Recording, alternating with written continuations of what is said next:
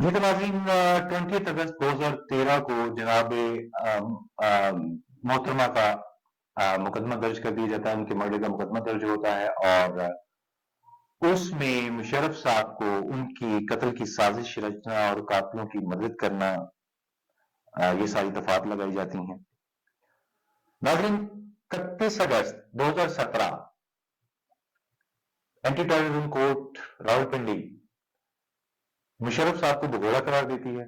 इस मुकदमे में, क्योंकि मुशर्रफ साहब तब तक दुबई में रहायश पजीर हो चुके थे और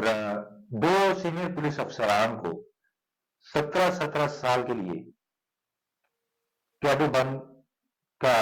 फैसला सुनाती है। उनको कैद कर दिया जाता है 17-17 साल के लिए सीनियर अफसरान को,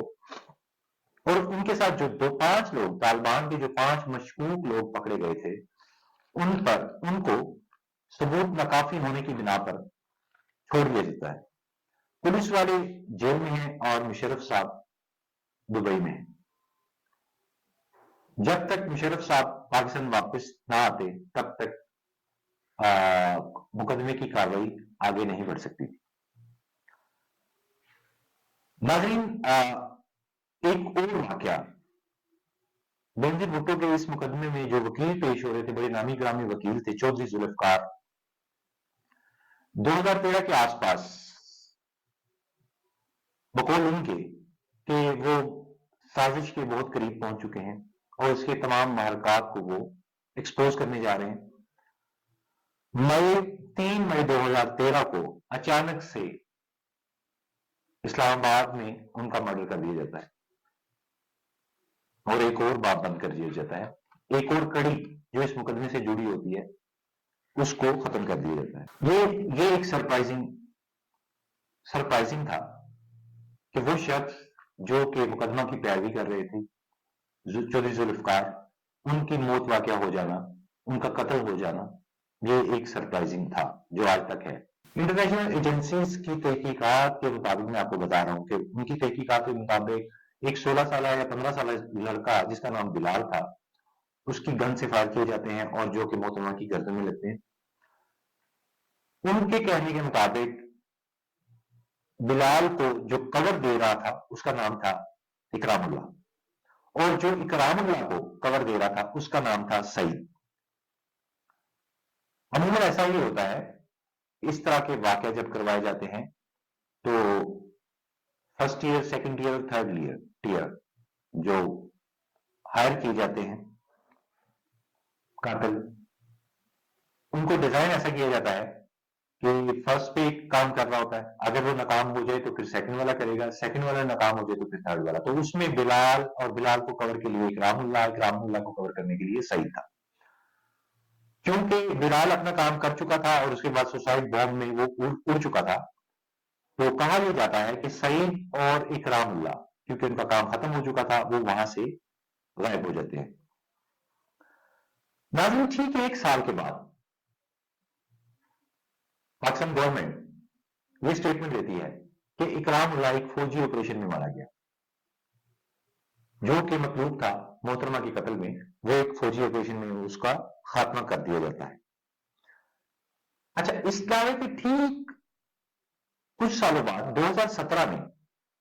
पाकिस्तान गवर्नमेंट एक मोस्ट वांटेड लिस्ट जारी करती है और हैरान कुन तौर पर जो मतलूब शख्सियात हैं उन पर नामी नंबर पर वही सईदुल्लाह का नाम है, जो कि मोहतरमा के कत्ल में मतलूब था, जिसको मोहतरमा के कत्ल के 1 साल के बाद यह दावा किया गया पाकिस्तान गवर्नमेंट की तरफ से कि उनको एक फौजी ऑपरेशन में हलाक कर दिया गया है। और अचंभे की बात कि कुछ सालों बाद 2017 में पाकिस्तान गवर्नमेंट को वो शख्स मतलूब है और कहा यह जाता है कि वो ईस्ट अफगानिस्तान में रहायश पजीर है। इस सारे मामले में मुशर्रफ साहब आज तक तहकीकात में पेश नहीं हो सके, आल्दो कि अब उनकी भी मौत वाकया हो चुकी, लेकिन इस सारे टेन्योर में वो कभी पाकिस्तान नहीं आए और ना उन्होंने तहकीकात में वो शामिल तफ्तीश हुए, किसी अदालत में शामिल तफ्तीश नहीं हुए, किसी अदालत में पेश नहीं हुए। رہ گئی بات جناب آصف علی زرداری صاحب کی، جن کے بارے میں شکوک و شبہات تھے کہ انہوں نے پوسٹ مارٹم نہیں ہونے دیا، اور یو این کی جو انکوائری ٹیم پاکستان آئی، آصف علی زرداری صاحب کے صدر ہوتے ہوئے ان کو ان افسران سے تحقیقات کرنے کی اجازت نہیں دی گئی، لیکن ڈائریکٹلی یا انڈائریکٹلی جناب آصف علی زرداری پر کوئی بھی الزام، کوئی بھی پروف نہیں تھا جس کی بنا پر یہ شکوک و شبہات ہی رہے، قانونی طور پر ان کے خلاف کوئی بھی کارروائی نہیں کی جا سکتی۔ اور محترمہ کا معاملہ آج تک بنا تحقیقات کے ویسے کا ویسا کھٹائی میں پڑا رہا۔ ناظرین، یہ تھی کہانی دختر مشرق کی، سندھ کی بیٹی کی، ذوالفقار کی بیٹی کی، سندھ کی آواز کی، عالم اسلام کی پہلی وزیر اعظم کی، 2 دفعہ پاکستان کی وزیر اعظم کی، جنہوں نے اپنی ساری زندگی قید و بند کی صحبتیں، تھریٹس،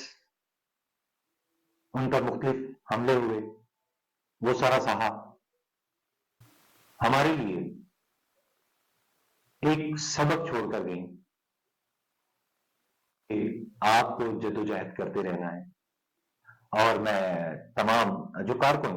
جو بینظیر کے کارکن ہیں، میں ان کو کہنا چاہوں گا کہ وہ محترمہ کا جو فلسفہ تھا اس کو فالو کریں۔ امید کرتے ہیں کہ آج کا پروگرام آپ کو پسند آیا ہوگا۔ ملتے ہیں ایک اگلی سٹوری میں۔ اپنے میزبان عمران کھڑانہ کو دیجیے اجازت۔ اللہ حافظ۔